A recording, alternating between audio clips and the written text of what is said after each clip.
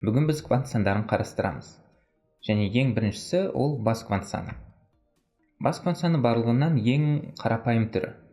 Ол жай ғана деңгей нөмірін көрсетеді. Деңгей нөмірі бірінші деңгей үшін n тең 1 болады, жетінші деңгей үшін n тең 7 болады. Одан кейінгісі орбиталь квант саны. Формуласы бойынша n-1-ге тең. Және ол орбиталь пішінін көрсетеді. Демек оның 4 ғана мәні бар. S болса 0, π болса 1, d болса 2, f болса 3. Ал формуласы нені көрсетеді? Формула осы n деңгейдегі ең үлкен бола алатын орбитальді көрсетеді.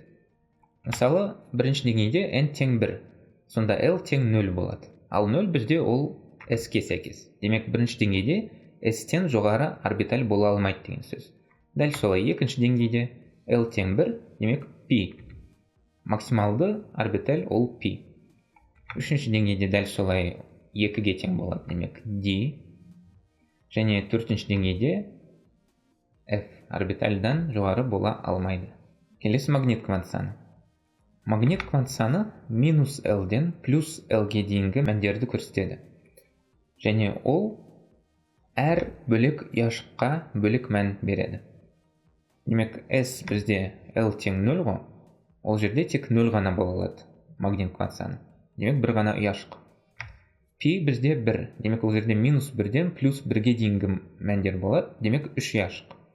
Дәл солай D-де минус 2-ден плюс 2-ге дейін 5 ұяшық, F-те минус 3-ден плюс 3-ге дейін 7 ұяшық болады.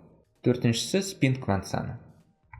Спин квант саны түсіну үшін былай елестетіп көріңіз. Мысалы, әр ұяшықта бізде 2 электрон болатын білеміз, біреуі жоғары, біреуі төмен стрелкамен көрсетіліп тұрады.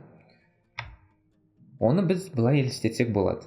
2 түрлі электрон, бірақ әр түрлі бағытта айналып тұрады, өз осі бойымен.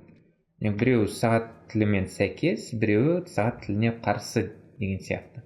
Демек, спин квант саны осы 2 бағытты көрсетеді, қай бағытта айналып тұратынын. Және оның 2 ғана мәні бар. Минус 2-ден 1 және плюс 2-ден 1. Осы 2 түрлі стрелкаға сәйкес келеді, бір ұяшықтың ішіндегі 2 электрон. Енді квант сандарына байланысты Паули принципі деген ереже бар.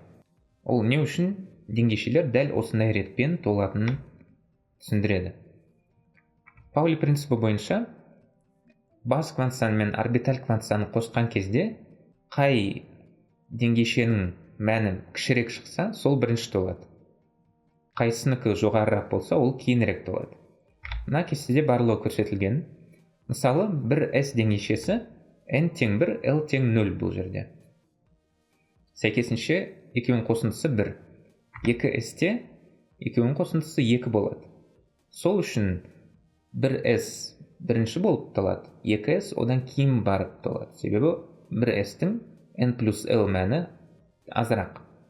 Енді осы жерде D орбитальға қарап көрейік. D үшін бізде қосындысы 5-ке тең болады. Және ол 3π-ден азырақ, және 4S-тен азырақ. 3π-де де 4S-те де екеуінде де 4. Сол үшін алдымен 3π, кейін 4S, кейін ғана барып 3D толады. Себебі 3D-дің мәні олардан жоғары. Ал егер екі деңгейшенің мәндері бірдей болса ше.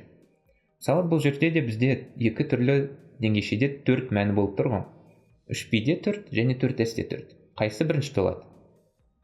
Осындай жағдайда бас квант санына қараймыз. Қайсысында бас квант саны азырақ, сол бірінші толады. Мына жағдайда 3π-де бізде бас квант саны 3, 4S-те 4. Сол үшін бірінші 3π толады, кейін ғана барып 4S. Дәл солай 5-ке тең болатын 3 түрлі деңгейше бар. Бұл жерде 3D, 4π және 5S. Бас квант саны 3D-де 3, 4π-де 4, 5S-те 5. Сол үшін дәл осындай ретпен толады. 3D, одан кейін 4π, одан кейін барып 5S.